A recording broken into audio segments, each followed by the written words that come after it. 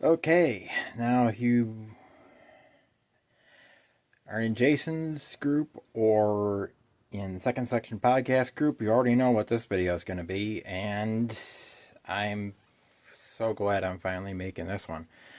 Unfortunately, with my circular saw being out of commission because of it not working on it kept not working on the foam over here and stuff. I did not cut the foam with a circular saw. I did not want to wait until I had a jigsaw. No, maybe it's a jigsaw. I can't remember what type of saw it was, but you're gonna cut the foam with it. I'm gonna cut this foam out with. So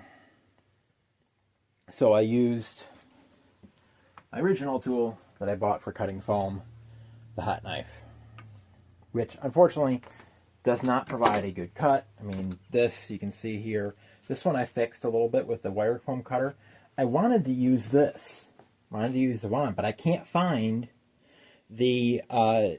This is what I used to uncouple, which is actually the wand cutter for the foam cutting tool.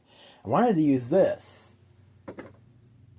but I couldn't find the tool that it goes on. I can't even find the wire pieces for it. I don't know where I put it. So I looked all over for it, and it's like, I'm not waiting. I want to get it done. So, and this work I've done so far, I couldn't film it because I was watching Paul Stamp, and then I was watching Jason when I was doing this, and my phone was dying, and I had to go back downstairs. So there has not been any operations done on the layout since the operations videos. I haven't done any operations, and right now I can't really do any operations because the layout's a bit of an in pieces at the moment. Yeah. So let's turn around and show you what's going on with the layout at this point. So we have it down here. You can see the freight cars from the last operating we did. There's the tank car and hopper we spotted there, and there's the hopper we spotted here. There's two things missing. Well, that's because they're currently somewhere else. They were taken off the tracks to test some tracks out. Here we have the WT&SC. We'll put that back on there.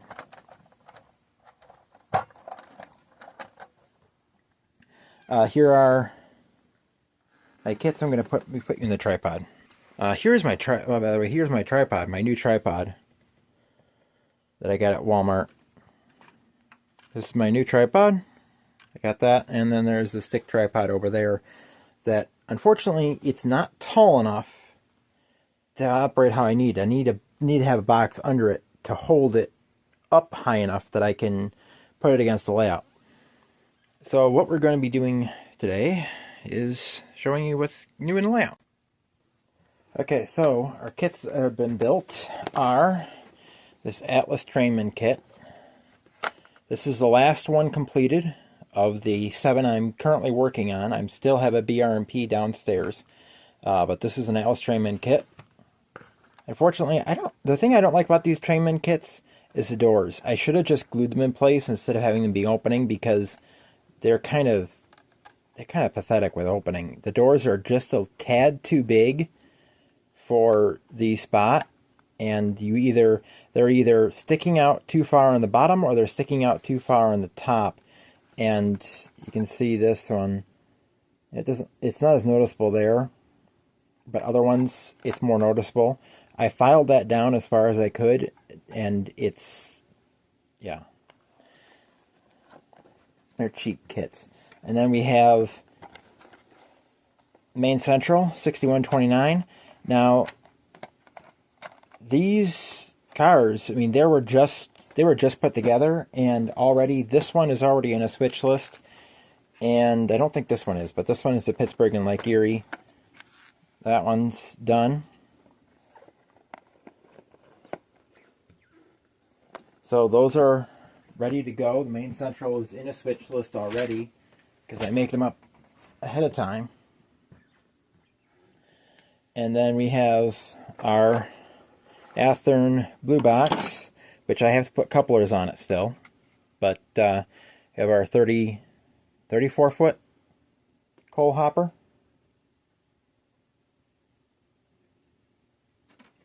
Which is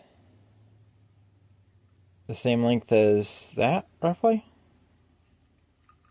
I think this one's a little bit shorter.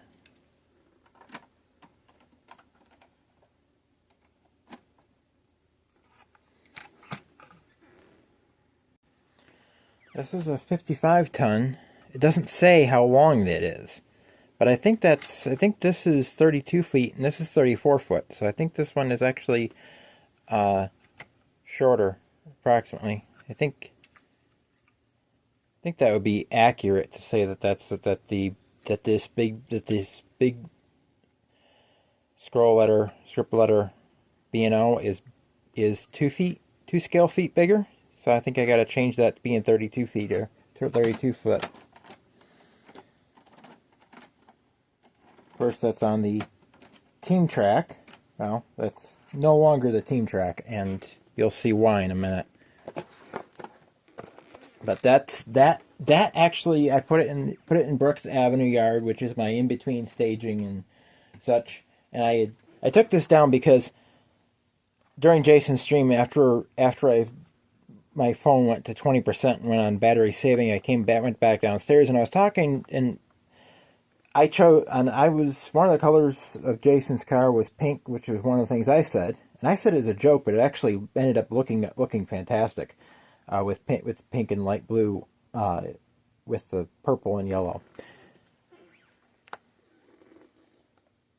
And Mom was laughing about a pink car, and I said, I actually have a pink car, and I went up and got this, and then I actually have a picture of this in service.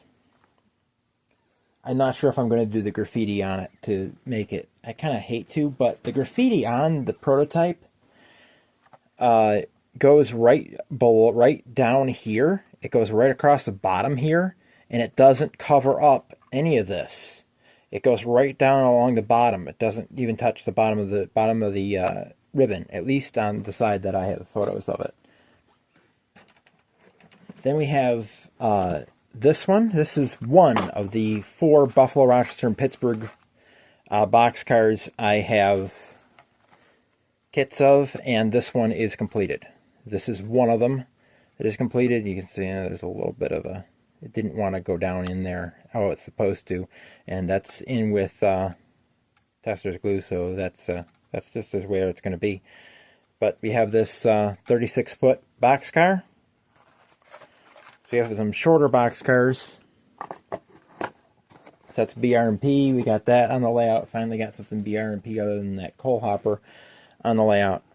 And then we have, James is going to love this one. The TH&B is also going to be cycled onto the layout eventually. Unfortunately, this AccuRail kit, okay, it's not doing it anymore.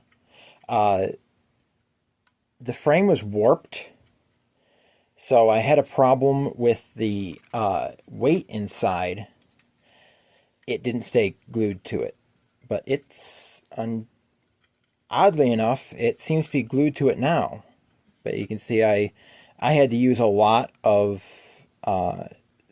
plastic cement to get that to stay straight, to straighten the frame. I tried clamping it with the glue on it, and the glue couldn't hold it straight, but putting it in with that did. There's our coal hoppers, and here's our Wilson or WT and SC boxcar here. And there was a covered hopper on there. Well, it's not there right now. And there's also something weird here. Didn't this track used to be closer to it? I think it used to be like right here. I used to go right across here. And there was a switch over this way somewhere. Wonder what happened. Yeah, because you see here that you got the steam engine's off the track. You got this track coming in here. What's this? What's this? This doesn't make any sense. This can't be right. Wait a minute. Wait a minute. Why is that switch way over there? What's going on here? The track's going more straight across the stream, across the creek, how it's supposed to be. And what's this over here? Oh my goodness, there's the other module.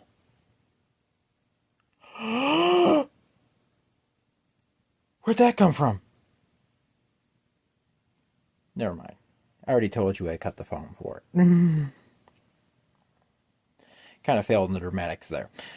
But yeah, there's the X module. And the Scaletrains box, which is what I got, which my first prize from Sparky came from. In fact, the prize is actually underneath it. Is the stand-in for the structure that will be New York pipe plant, the New York concrete pipe plant. It might actually be a bit farther back than that. We have this Testors Easy Builder car kit that is standing in for the Mar & Colton Oregon shipping and receiving building, which is what this track is for. And this track goes over that way. And that track will actually be a little bit over farther. I'm going to move this over a little bit more because I want that switch. And there's the covered hopper that's actually a concrete pipe, but it's supposed to be on the team track here. I'm going to make it so that this switch lines up exactly with the edge there, so I don't have to worry about cutting a track there. I can just line up the switch right with the edge. Now the fascia is not between here. I have not put that in here, so yeah. I have to cut out the stream bed as well, but this switch will be over a little bit farther, closer to the wall. Everything is very precariously balanced here. I mean, it is sturdy, but it's not exactly level and straight, and yeah. Do a general curve over there. This track will actually be farther over. I'm going to paint this brown, and I'm going to paint underneath this one black, and then there'll be black going back this way for the coal trestle. And there'll be a barn here, and there'll be coal bins back here. And ignore the stuff out in the hallway. It's still stuff I got to take care of because I had to get in. Because with this, I can't get around it, so I had to get in my door over there. So that door is open. I can get in through there now. I have to do a lot of work up here. But here, this is Mar & Colton spur. It has its own spur. And I actually considered putting it off of that one. But I decided not to. And this will be, since this will be further in, the switch for this one will be roughly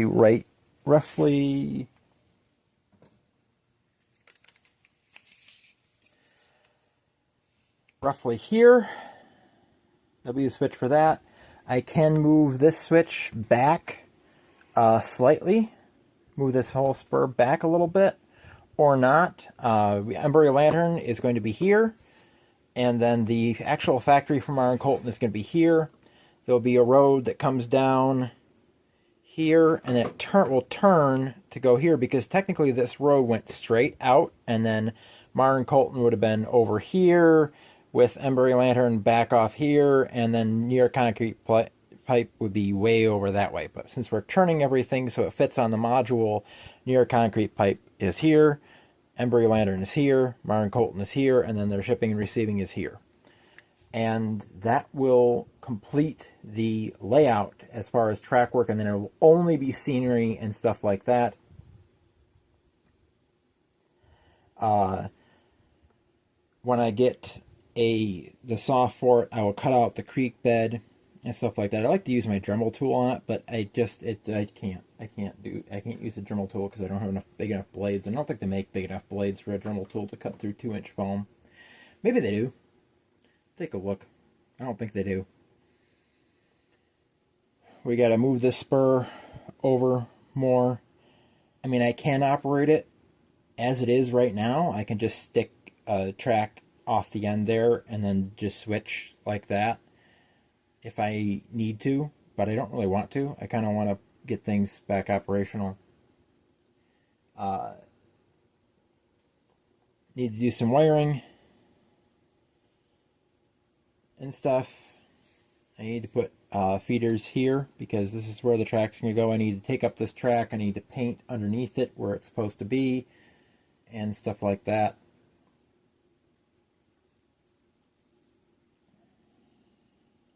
The coal trestle will be, because the creek comes down this way,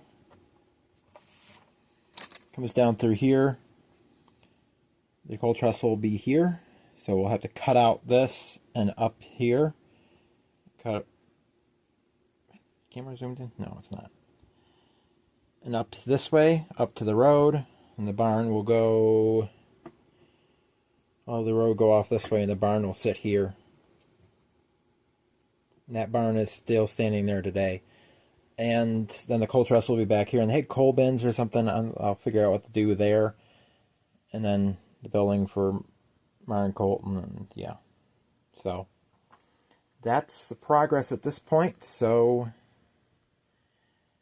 that's it for this video from CP Silver Springs, milepost 368, the Norfolk Southern Tier Line. Keep on loving trains. Tim out.